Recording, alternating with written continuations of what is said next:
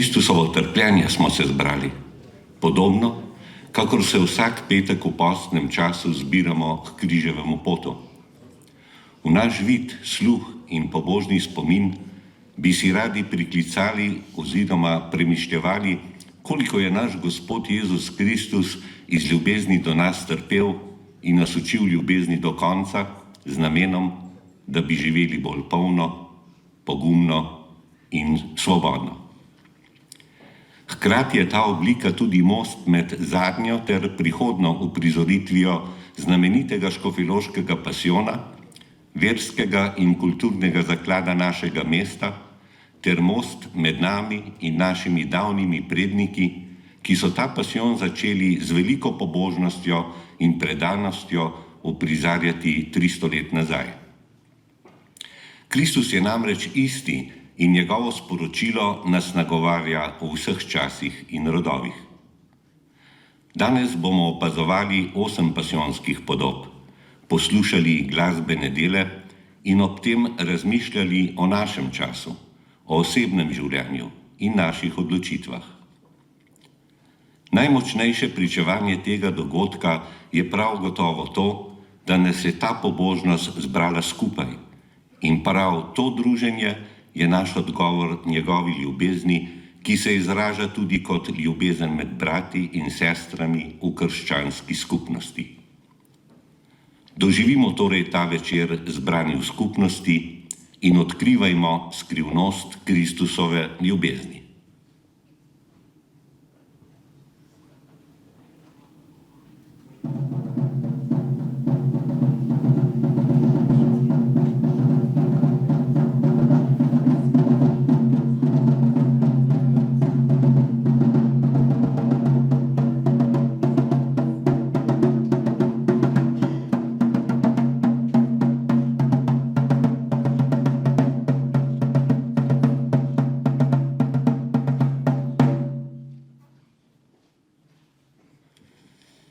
Prva podoba je podoba raja, oziroma bolje rečeno podoba izgubljenega raja.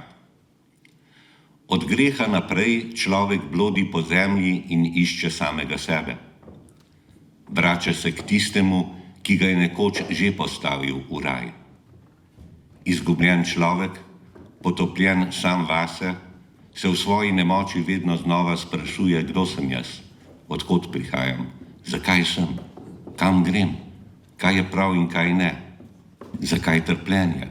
Zakaj kruta smrt? Zakaj nemir in borba v srcu? Vsa ta vprašanja odmevajo po cestah in krajih, kjer blodi iščoči človek, tujec na svoji zemlji. In človek je ugotovil, da krik ni zastonj.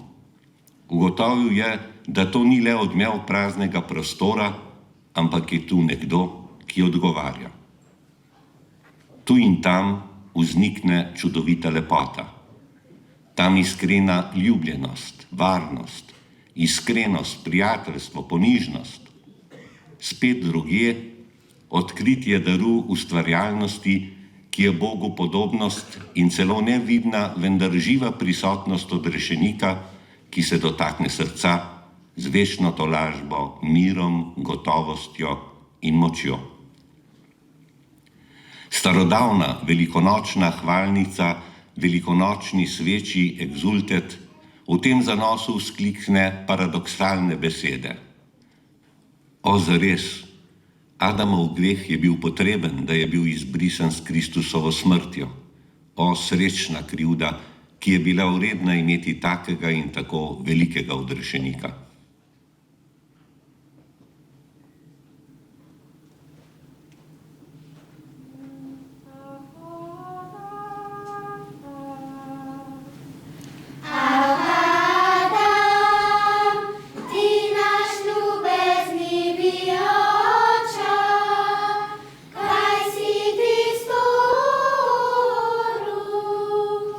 Des si ti nas, Bog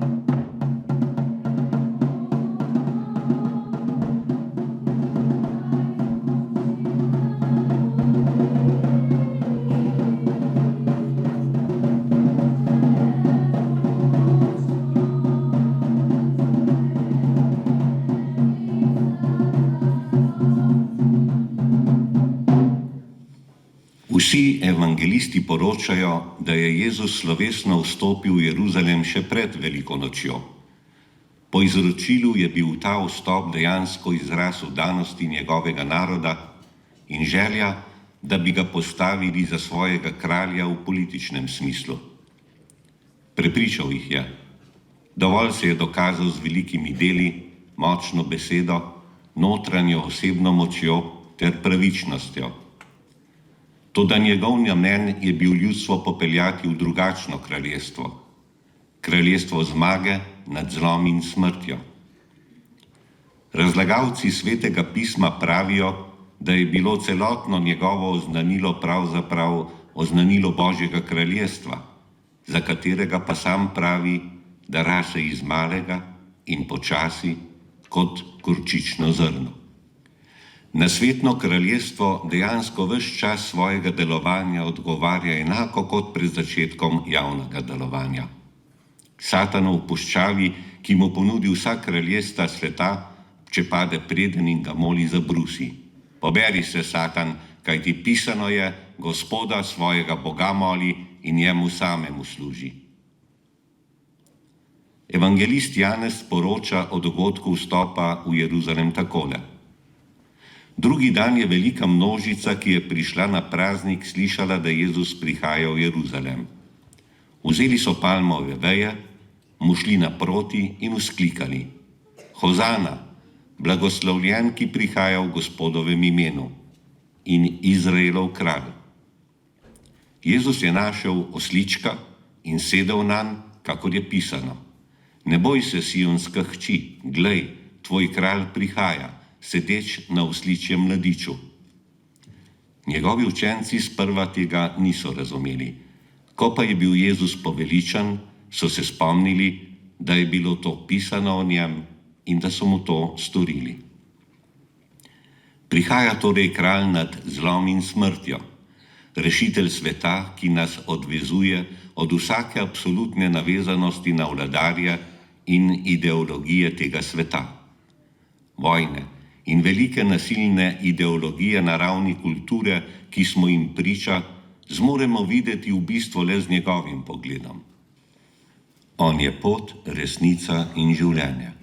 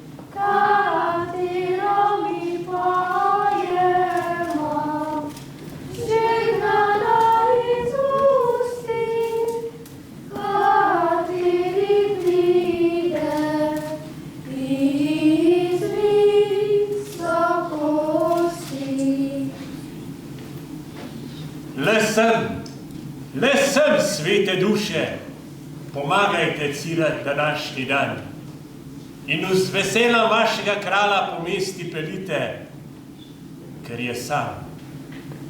Potresajte oliko, zakaj jaz vas moram skoraj zapustiti. Zatorej želim od vas ta zadnjikrat to čas zadobiti. Ker ta je ta isti od Boga časti notri postavljeni zadnji dan, katerega mora spoznati ta svet, da je visoko držan. Zagvišno te vesele štime bodo minile čez en majhen čas, ker namesto te časti bom zašpotvan Od vas.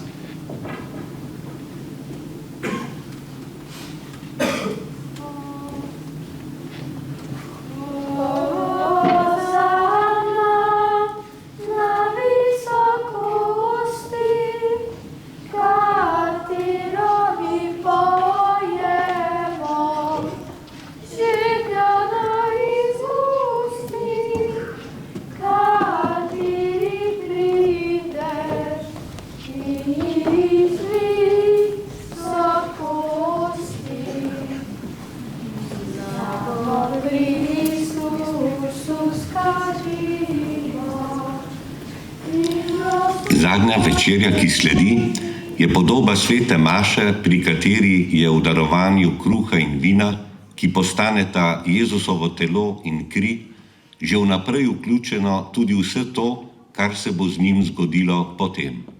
Trpljenje, smrt in vstajenje. Vnaprej odpusti tudi svojemu izdajalcu, ne glede na to, da ta tega ni sprejel. Središče obreda so Jezusove besede izrečene nad kruhom in vinom. To je moje telo. To je moja kri. Kristus, ki se notranje mistično združi z udeleženci Evharistije, jim daje moč za ljubezen do samega sebe, za odprtost in dobroto do drugih, za premagovanje zla, za premagovanje strahu, za vztrajnost v dobrem. Evharistija se iz mesta, kjer se opravlja, vsakič seli v svet in postaja Evharistija vsakdanjega življenja, saj vstopa v družinsko in druge skupnosti, ki se srečujejo ob mizi. Vstopa v osebne getsemanije, ko trepetamo pred težkim v prihodnosti, vstopa v naše notranje trpljenje, ko smo bičani, zasramovani, križani, pa tudi ko vstanemo od mrtvih.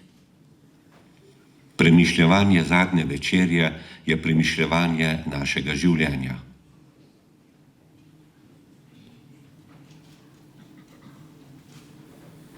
Prišla je moja ura in v čas, da se jaz budem mogel ločiti od vas. Kjer sem vas vselej močno ljubil, da bi vam ta večni leben zadubil. Jaz bi hotel rad še dalje pri vas ostati. Kjer pa se moram jaz od vas podati. Moja ljubezen pač tega neče trpeti, da bi jaz temu celo proč od vas jed. Hočem tedej vselej pri vas prebivati. V štavti tega kruha vselej pri vas ostati. Vzemite tedej. To je moje živ telo, kateri bode za ves voljni svet trpelu.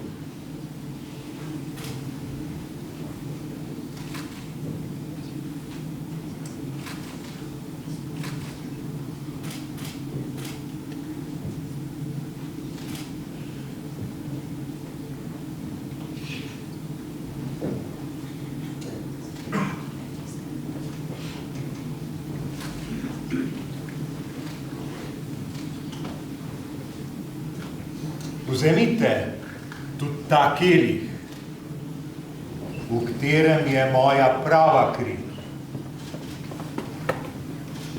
In premislite, da vaš mojster za vas rad smrt trpi.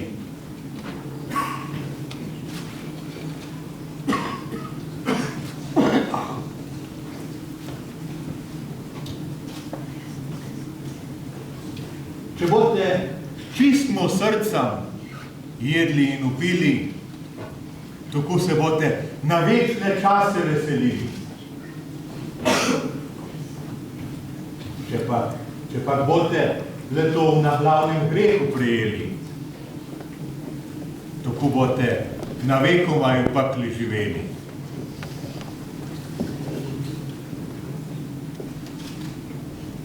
A žalost. Ah, bridkost moje dušice, tebi večni oča žalostno kliče. Vsi moji glidi so s težavami obdan, ker jaz vidim enega zapelanka med vami. On bode mene, mojim sovražnikam čez dal in umetem Judam za 30 srebrnikov predal. Govor Johannes, vpraši, kdo bi jemu leto bit, od katerega je on leto začel govoriti? Da bi bil ureden, da bi se zemlja odprla, njenega, nehvaleženega požrla. Kdo je ta isti? Povej nam, kateri bi jemu to bit in bi tebe mogo s tem trpljenjem umorit. Le kdo bi to storil za tega morota, ki si ga ti vzil pod svoje pervote? Eden zmed vas 12, ki sedi par mizi z mano, bode storil to veliko pregreho naznano. Ta je tega hudiča močno poslušal in bode na vekomaj njegovo martro poskušal. A se mar biti jaz ta ist, od katerega se je začel govoriti, da bi hotel tebe s to veliko pregreho moriti, da bi jaz tebe, mojega mojstra, čez dal, in da bi Judom za 30 srebrnikov predal. Ti sedaj sam si, kjer si le to govoril. Ti bodeš mene s to veliko pregreho umoril. Boljši bi bilo tebi biti, da bi se ti ne bil jemu nikdar na svet roditi. Ti pa boš mogel vselej v pakli goreti, ker nisi hotel po mojih besedah živeti.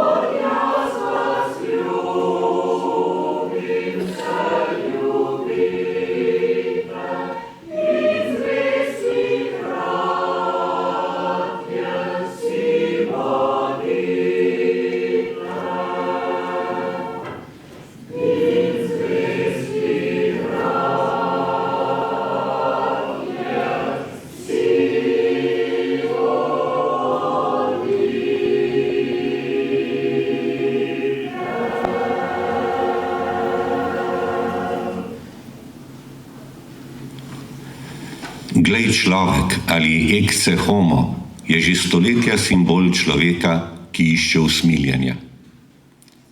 Pred nami stoji razbičan, kronan, nedolžno obsojeni človek Bog. Čaka na odločitev množice. Ta odločitev je znana. Pilat, izpusti nam Barabo, tega pa križaj. Pilat iz strahu pred množico in farizeji krivično sodi, nato pa si nad tem zločinom umije še roke. Kristusova izmučena podoba pa še naprej ostaja tu, pred nami stoletja. V njej odsevajo podobe posameznikov in skupin trpečih in iščočih usmiljenja. Pomislimo na ukrajinski narod, na mnoge preganjane skupine, med katerimi danes izstopajo kristjani. Spomnimo se tudi ljudi, ki so žrtve naravnih nesreč, kot sta v tem trenutku Sirija in Turčija. Pomislimo na podobe trpljenja iz našega življenja in okolja. Mogoče kdo med nami zelo trpi tudi sam. Kako dobro je, da krščansko trpljenje vodi v vstajanje. Človek, tojega odrešenika prav pomisli, da v njegovi krvavi pot, kdo je mu srcu pritisni. Pogledaj, vsi njegovi udje so iz krvjo obdani, skozi katero bodo vsi toj grehi oprani. On tukaj veliko želo klečoč trpi, da tebi in vsem grešnikom to pomoč zadobi. Ah, grešnik, zapustite daj toje posvetne lušte, kateri stori tojemu odrešeniku velike pripuste. Da bi jaz bil s krvjo, jeno mesom obdan, kakor si ti, o revni grešnik, kateri si zapeljan. Od velike žalosti bi je solze prelil, čez to veliko bridkost, katere je on zaužil. Vrš se tedaj, o grešnik, nad zemljo, prekrito s krvjo, spomisli, koliko tavžnih kapelc je za tebe prelito.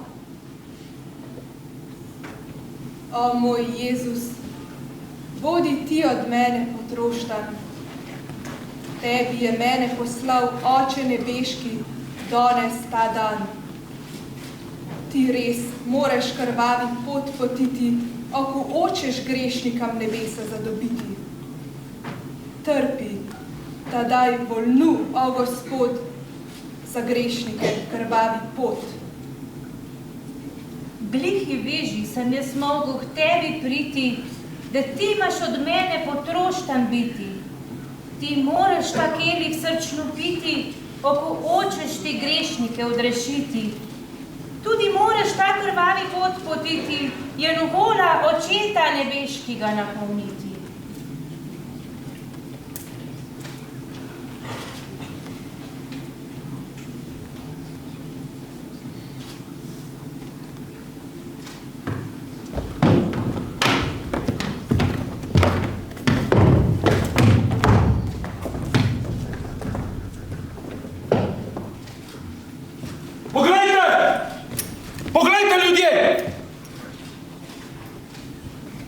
Ali je človeku podoben letak, kateri od nog do glave polhu špota, in ste ga vi tako grozno udrli in v neusmiljeno njegov život odprli? Ja, zdaj bi se vam njemu že kvišno enkrat smiliti in nikar na njega toliko te smrti siliti. Zdaj nima več podobe za kralja biti in uprl tem, zmerom bi ga imeli pustiti. Na križ ga postavi! Križaj ga! Križaj ga! Jer nikar veliko ne šparaj ga, dokler on verjatuje teh grešnih ljudi, jer grešiti z njim se ne zamudi. Vzemite mi njega in križajte ga, ker jaz pri njemu ne najdem nobene krivice in upr vas nobene poštene pravice. Ja, naša postava oče le to, da on ima umreti za to, dokler se je Sin Božji delal in utolkan od nas zapelal. Križaj ga in v smrti ga obsodi, da nam ne bude še po večji škodi. In ako ti njega živega pustiš, tako postave cesarja ne držiš. Tadej moram jaz po voli vašega k smrti obsoditi, ako hočem jaz pred cesarjem v gnadi biti. Poslušajte vsi sodbo čez človeka tega in v vaših grešnih rokah v oblasti imejte ga. Ker je Jezus Nazarenski, zapeljavec teh ljudi, tako naj se čez njega ta sodba zgodi. Kater je zaničevalc našega cesarja in ukokoreno polš Mesija, krivično šraja, katero vse od višjih je zadosti spoznano, ter je on in v njegovo dejanje te smrti obdano. Tako naj se čez njega ta sodba zgodi. Njega na to špotljivo mesto ven pelite in v med dva razbojnika na križ ga prbite.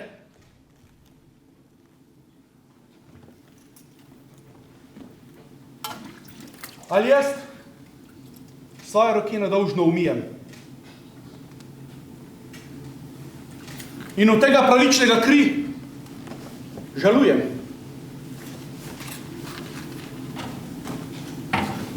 Zatorej vi od tega boste težko rajtengo dali in v tem peklinskem ognju do grla stali. Nek čez nas eno naše otroke se legovat klisine. Ti športljivi smrti pride. O čudu čez vse čudesa je le to, da Sin Božji je raztrgan zato, da bi mi vsi ozdravljeni bili. Ne da močno k temu ta ljubezen sili. Eno ti človek šele to nas poznaš, da bi poslušal njegovo štimo in oglas, ter ti njega še znovič iz Pilatušem čez daš, za eno kratko vesele in špas.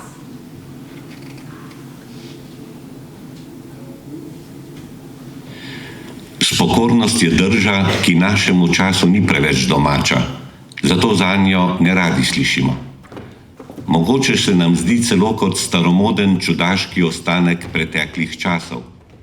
Kakorkoli že, spokornost sama na sebi vendarle pomeni držo poslušanja, ko pred Bogom stopim korak nazaj, da ga moja oseba ne zakriva več. Doživetje neposrednega Božjega, ljubečega, skrbnega pogleda me vodi v kesanje in obžalovanje grehov, prav tako pa me spodbuja, da vstanem, odpuščanje sprejmem, pustim grehe za seboj in grem naprej. Tako držo predstavlja tudi sveti Hieronim, ki ga škofjeloški pasijon postavlja za simbol spokornikov. Glede na izročilo je bil sveti Hieronim po značaju težak in vzkipljiv človek. Vse življenje se je boril s to svojo šibkostjo, ki je bila gotovo tudi močno vstopno mesto za njegove grehe. Prav odpiranje pristni Božji besedi svetega pisma, ki jo je prevajal iz izvirne hebrejščine, aramejščine in grščine, pa ga je vodilo k svetosti. Da bi še globje slišal to sporočilo, se je umikal v samoto in post, odšel celo v Jezusove kraje, kjer je v Betlehemu tudi umrl. Kljub temu, da je v svojem času veljal za enega najbolj izobraženih ljudi, se je zavedal svoje nepopolnosti in rasel v ponižnem poslušanju.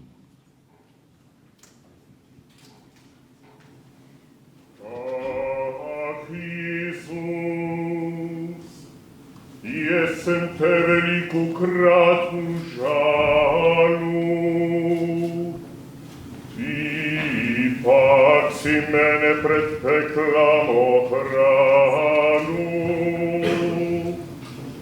Jaz te svit, telušte je završen.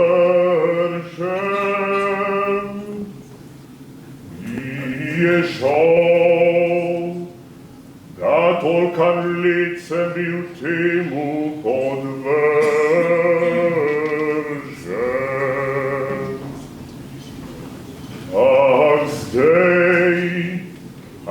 Zdaj spoznam dobrota jeno gnado tvojo, da si mi šenkov ta dan, da spoznam pregreha moja. Čez tebe sem se, Isus, velikokrat pregrešil.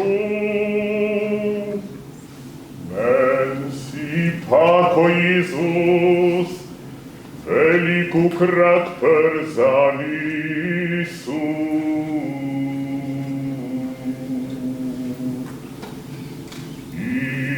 srca moram reč, veselih bi se vol pogubiti,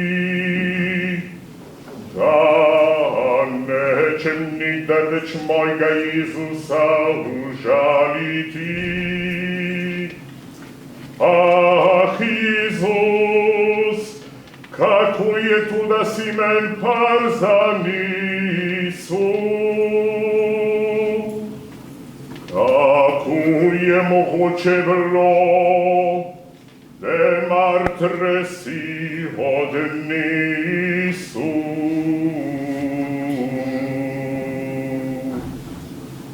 Zdaj pa iz srca prosim, triši to nebo mi.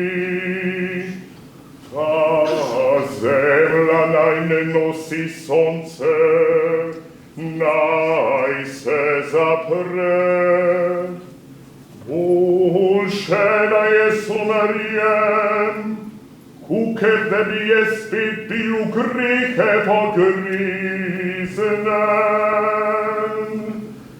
Ti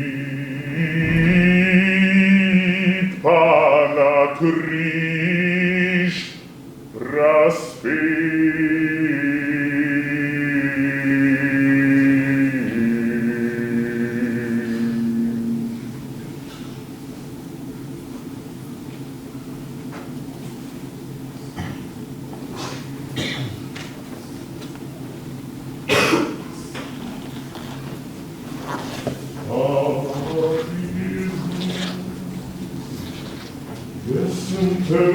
Kot je sveti Hieronim lik moškega spokornika, je sveta Marija Magdalena lik ženske spokornice. V škofjeloškem pasijonu jo najdemo pod križem, kjer izpoveduje ganjenost nad Kristusovo ljubeznijo, saj ve, da je tudi zanjo šel na križ. Jezusovo vztrajanje do konca, čista daritev nedolžnega Božjega Sina, jagnjeta, ki odvzema grehe sveta, je pretresla in še pretresa mnoge skozi zgodovino človeštva. Križ je postal odrešilna os sveta, okoli katere se vse minljivo vrti. Tako kot Magdalena se ga vsi oklepamo kot orientacije trdnega oprijemališča, je naše sonce in most čez brezno smrti. Globoka tišina umrlega Kristusa na križu govori o velikem miru, ki preveva celotno stvarstvo. Mir, ki oznanja veselje, da je Božji sin zdržal človeško trpljenje do konca.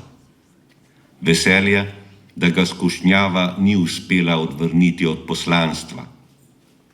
Globok mir je v vztrajnosti do konca, ko je Kalvarija za hrbtom in se pred očmi svetlika jutro vstajenja.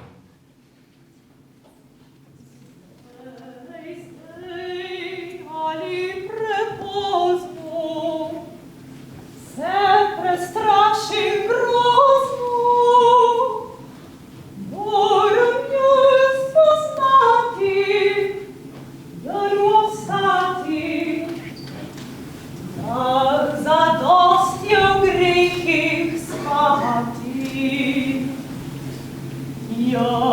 Jaz sem Kristusa umorila, peklenske vatre zaslužila. Spoznam, da sem jaz to storila, spust pred grehom tebe na križ pribila.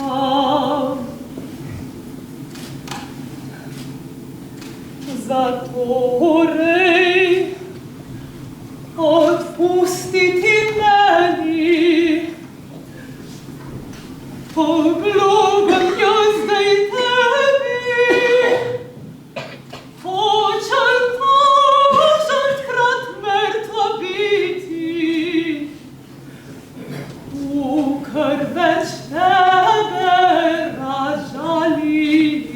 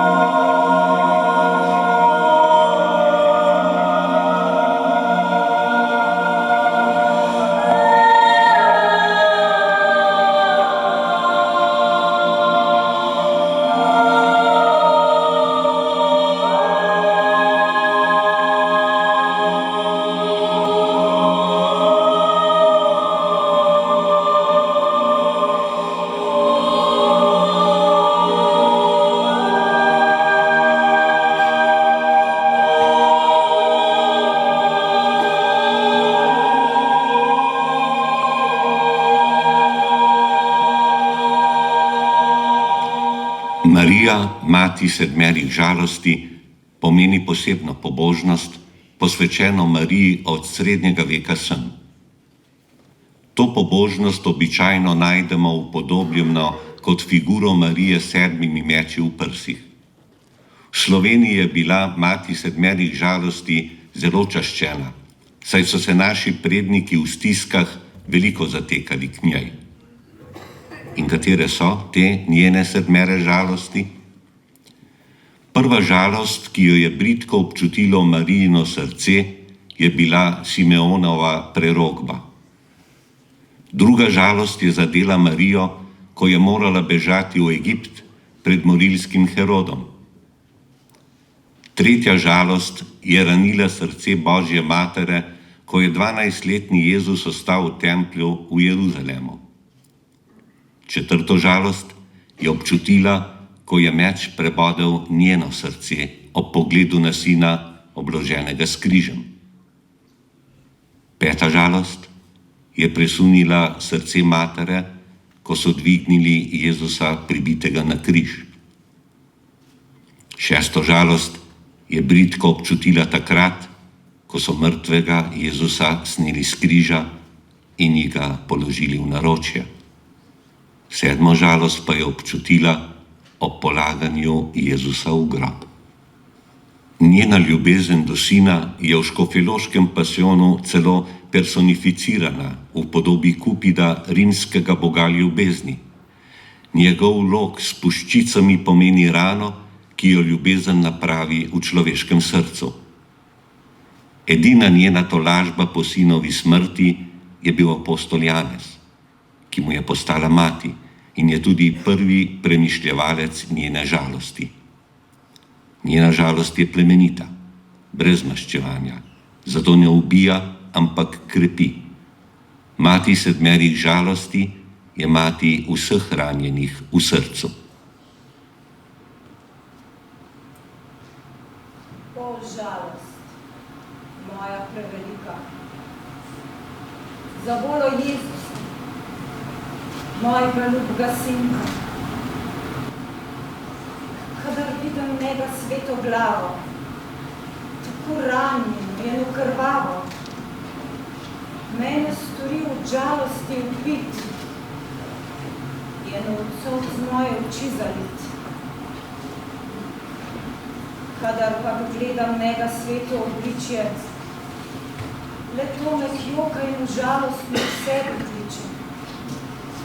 To vse nego, raztrgano, sveto rešno telo,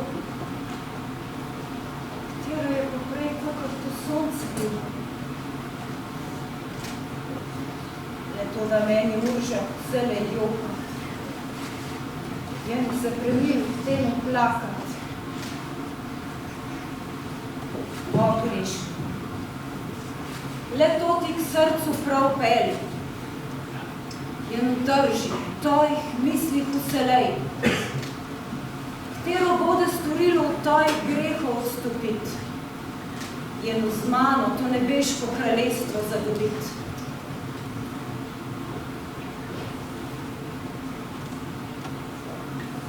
S Marijo žalostno jaz v martrah stojim, od velike žalosti komaj živim. To grenko smrt našega zveličarja premišljujem. Njeno z Marijo nad taistimi srca žalujem. Ker ti, grešnik, vse le to slišiš, a z nobeno žalostjo ne premisliš. Vedoč, da za tvojo volo je na križu umrl, da je tebi in vsem grešnikom ta pekel zaprl. Ah, človek, prav to žalostno mater premisli, in v njej veliko žalost k srcu pritisni. Poglej, žalostjo je njej duša obdana, skozi katero pa bode tvoja duša oprana. Ona tukaj veliko žalost trpi, da tebi, grešnik, to odpuščaj ne zadobi. O, Marija, prežalostna mati, kako ti grešni ljudje malo marajo zate, vidoč vso objokano pod križem stati. Jenu, ubeden tebele sem ne pride iskat, s tabo tvojega milostljivega sinu žalvat in za odpuščajnih grehov se jokat. Termo ti vse milostno hočeš vabiti, da skozi le to bi mogli ti nebesa zadobiti. Ah, žalost, ah, bridkost te žalostne device, gre ven, kaj iz nje trupla in v žalostne duši. Ja, vsi neki lidi so s težavom obdani, da bi le zadobila te grešnike, kjer so zapeljani. Ona želi, da bi se jim te nebeške vrata odprle, in v hudiču iz kremplovnih duše zdrle.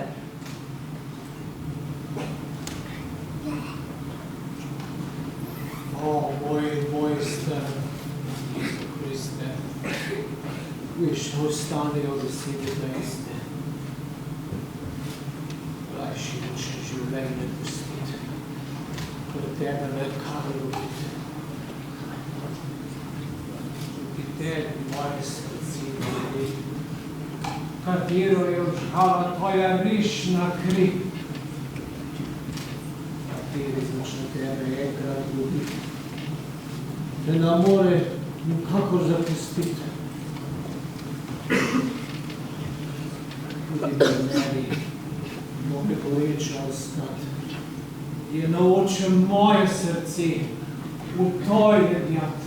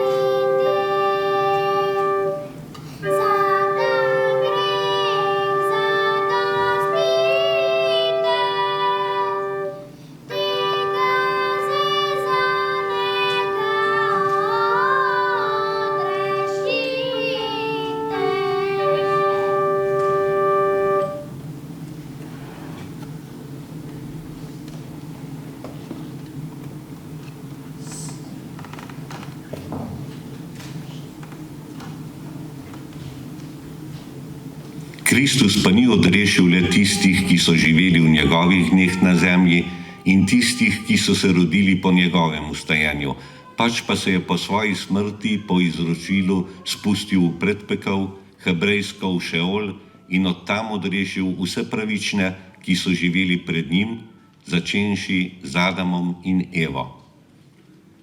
Če se pri tem spomnimo današnjega začetka pasijona, je obljuba odrešenja s tem izpolnjena.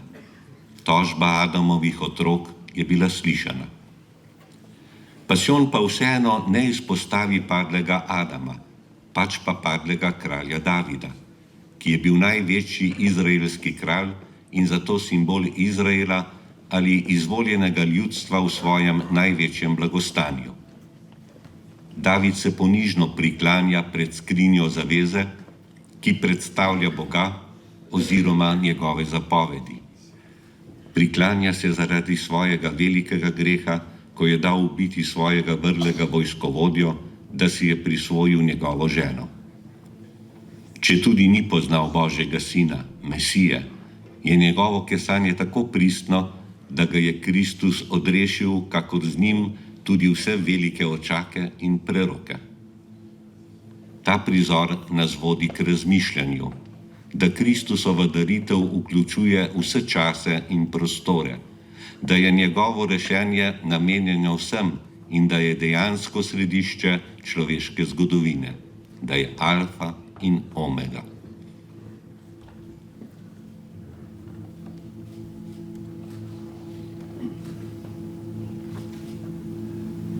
Oh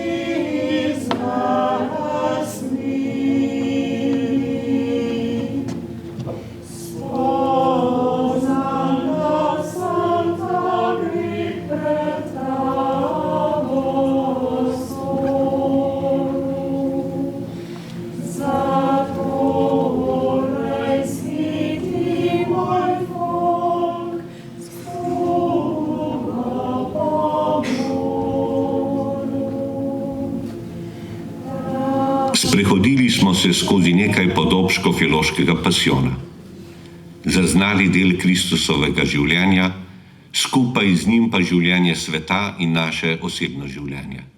Res je, Kristus želi, da bi bili z njim tesno združeni in naša bremena prelagali nanj, hkrati pa mu pomagali nositi bremena drugih v molitvi. V Kristusu je naše življenje svobodno. V njem se lahko soočimo z našo realnostjo, se pogledamo v ogledalo v dobrem in slabem, ter iz spoznanja lastne resničnosti stopimo na pot dejavne ljubezni. Taka odločitev prinaša globok mir srca, veselje, upanje in trdnost. Novi Adam, Jezus Kristus, stopa pred nami skozi gost trpljenja, strahu in samote, ter nam utira pot v novo dimenzijo življenja, v luč, ki se svetlika ob koncu temnega gozda. Hoditi za njim je najbolj izpolnjujoča avantura, ki se nam lahko zgodi v življenju. Zato pogumno stopimo za njim.